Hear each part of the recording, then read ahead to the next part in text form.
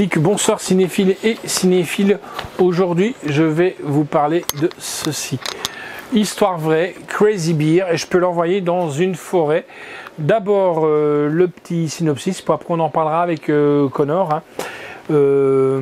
Flics, criminels, touristes et adolescents convergeant tout au cœur d'une forêt du fin fond de la Géorgie vers l'endroit même où rôde enragé et assoiffé de sang un super prédateur de plus de 200 kg rendu complètement fou par la gestion de doses faramineuses de cocaïne. Medic! Oh, Jesus. What is that?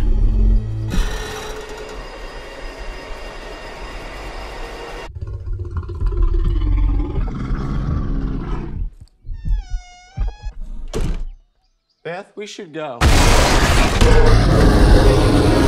Millions of dollars worth of cocaine fell from the sky this morning in Knoxville, Tennessee. There's more of this out there. They dumped it somewhere.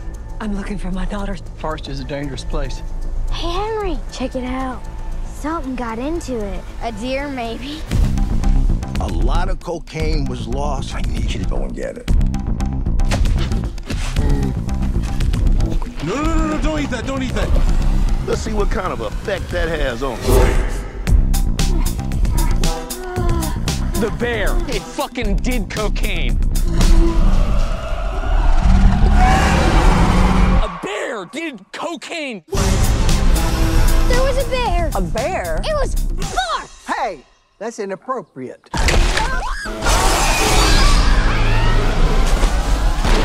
You're safe. Bears can't climb trees. Of course I can.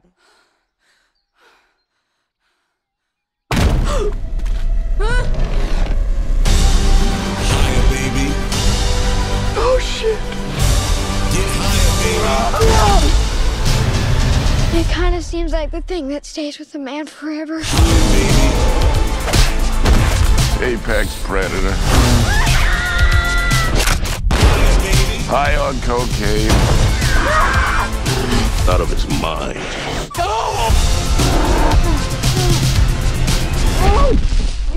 Oh man, you fucked. What the fuck is wrong with that bear? Shoot it, man.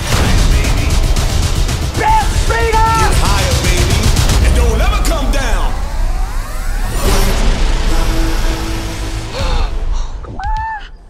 We have such good luck in nature.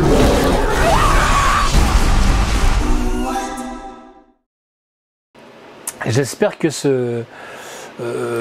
cet extrait, un ours ça sniffe énormément, vous aura plu. Alors, Connor, qu'est-ce que tu en penses? J'ai beaucoup aimé ce film, beaucoup de gens l'ont pas aimé. Parce que les gens le voient comme un nanar, mais pour moi c'est un nanar volontaire. Après moi j'aime bien les nanars involontaires, tu vois, style, je sais pas si t'avais regardé Troll 2. Un vieux film des années 80 où le mec se croit vraiment en train de faire un film social alors que c'est juste des trolls zombies. Ou Zombie 3 avec la tête volante, ou Zombie 2 avec les requins zombies. Ça je pense que tu connais. Ouais. Et là c'est un nanar volontaire du coup qui justement, c'est pas un de ces nanars volontaires la Sharknado qui me saoule.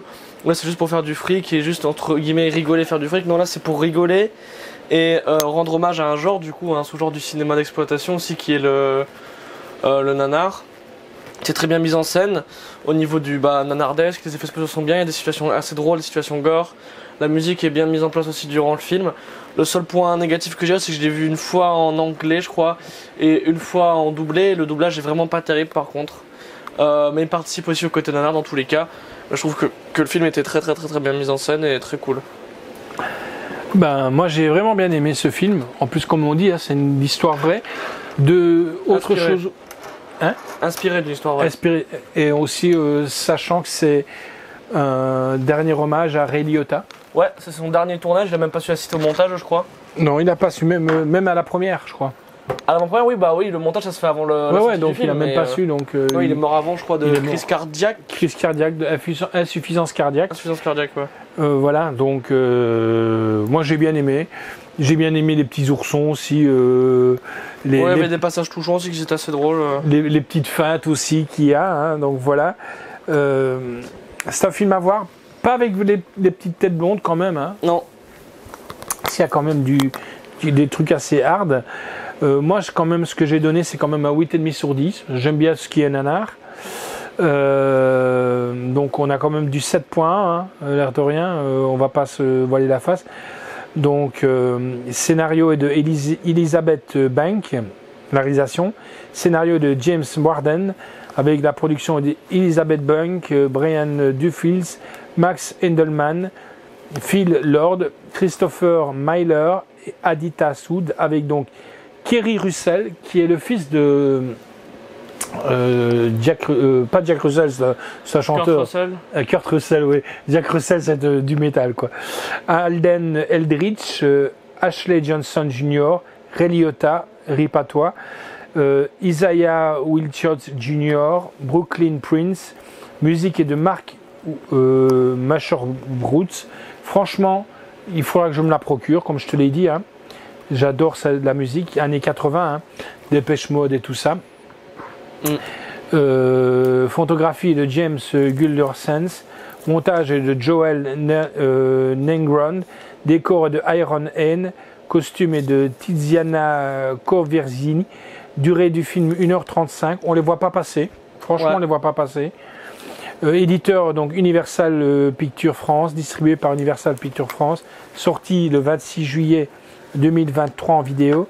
Date de sortie salle le 15 mars. La bonus, il y a le bonus fin alternative, scène coupée et version longue et le bêtisier.